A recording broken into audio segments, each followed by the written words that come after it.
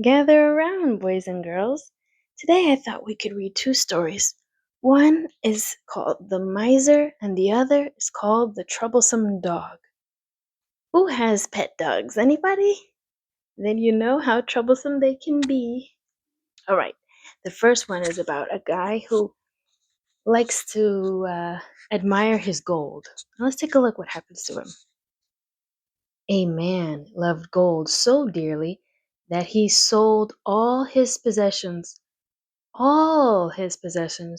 for a bag of gold coins bigger than a ram's head. Have you ever seen a ram? Their head is huge.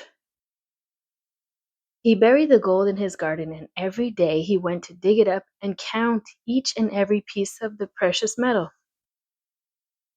But one day, a thief saw him at this, and that very night came and dug up the gold for himself. When the miser discovered the empty hole the next morning, his wails could be heard far and wide. When we say wails here, this means not the animal in the ocean, but wail as in loud cries. His loud cries could be heard far and wide. A young servant boy came running to see the trouble. "Sir," he said, "there's no need to weep. Here, replace your gold with this." And he handed the master a large, heavy rock. "This isn't gold, you fool!" raged the miser. But the boy shrugged. You know how you put your shoulders up and down like a little flex real quick?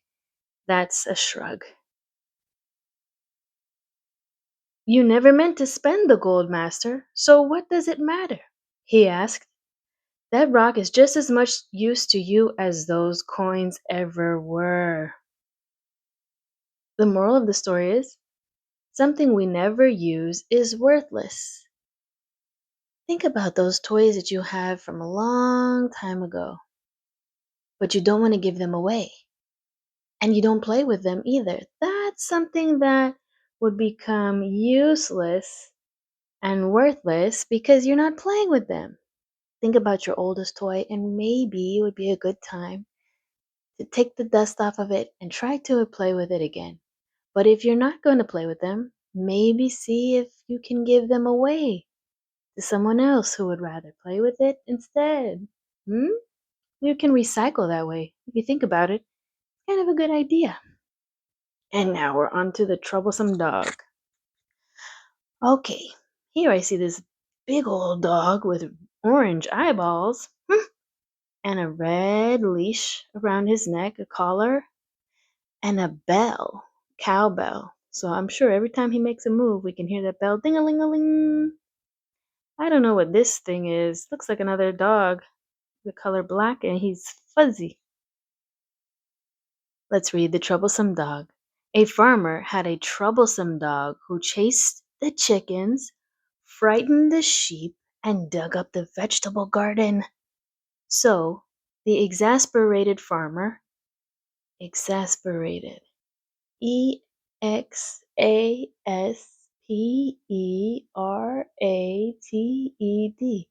exasperated means tired, very tired. So the very tired, exasperated farmer tied a collar with a heavy brass bell. It's a type of metal. Brass is a type of metal. So a heavy brass bell around the dog's neck to warn everyone of his presence. The foolish dog thought the bell was something very fine. "Look what the farmer gave me," he boasted. He pranced about the farmyard, setting the bell ring-a-ring-a-ling-ing. "No one else on the farm has a bell like mine," he called out proudly. "That's because no one else causes half as much trouble as you do," scolded a wise old dog. This must be the wise old dog back here. "If you had some sense, you'd hide that bell."